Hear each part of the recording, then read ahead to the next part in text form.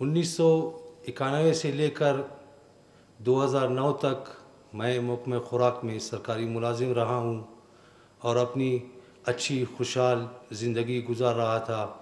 मेरे पास अपना ज़ाती घर, जायदादें, गाड़ी थी और मेरे बच्चे अच्छे स्कूल में तालीम हासिल कर रहे थे।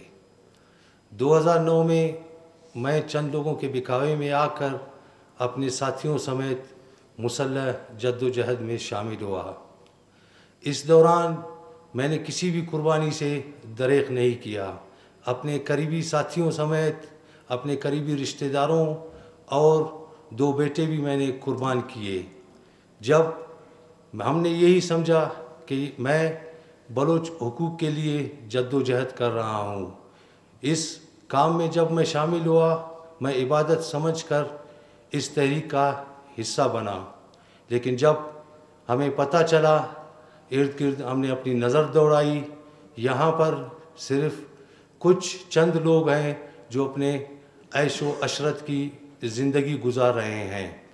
इर्द गिर्द मज़ीद हमने नज़र डाली, जहाँ पर इसमें तमाम तंजीमें भत्ताखोरी, मंशियात फ़रोशी और लोगों के अगवा बराए तावान बैरून ममालिक के फ़ंड्स लेकर अपनी ऐश व अशरत की ज़िंदगी गुजार रहे थे। ये तमाम चीज़ें देखकर हमने महसूस किया कि यहाँ कौमियत और इस सरज़मीन के लिए कोई जंग नहीं हो रही है।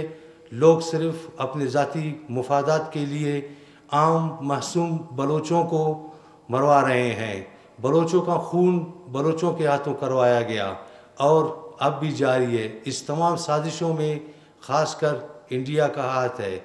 इसके अलावा दिगर हमसाया ममालिक, जहाँ पर काफ़ी लोग इस वक्त भी बैठकर अपनी ऐश व अशरत की ज़िंदगी गुजार रहे हैं।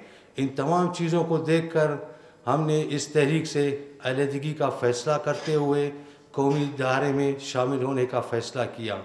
मैं और मेरे साथ 70 साथी कौमी इदारे में शामिल हो गए हैं। इसके अलावा जहाँ तक मैं ये कहूँ कि लोगों को सिर्फ़ और सिर्फ एक ही ज़िले में आवारान में 2014 में एक ही तंजीम ने 155 ऐसे महसूम और आम बलोचों का खून बहाया जिनका कोई कसूर नहीं था, जिन्होंने सिर्फ़ और सिर्फ भत्ता देने से इनकार किया था। इसी तरह जितनी ये तकरीबन 20 सालों से तहरीक चल रही है, इस 20 सालों के दौरान हज़ारों ऐसे बलोच हैं जिनको नाहक कत्ल किया गया है। जुल्म की एक बहुत बड़ी लंबी दास्तान है। अगर उसका कुछ भी हिस्सा मैं यहाँ बयान करूँ तो लोगों के रोंगटे खड़े हो जाएंगे। ये लोग सिर्फ़ और सिर्फ बैरून एजेंडों पर काम कर रहे हैं। जैसा कि शहीद जनरल सरफराज का हेली क्रैश हुआ, जो कि एक तकनीकी ख़राबी थी जिसका मैं ख़ुद चशमदीद गवाह हूँ।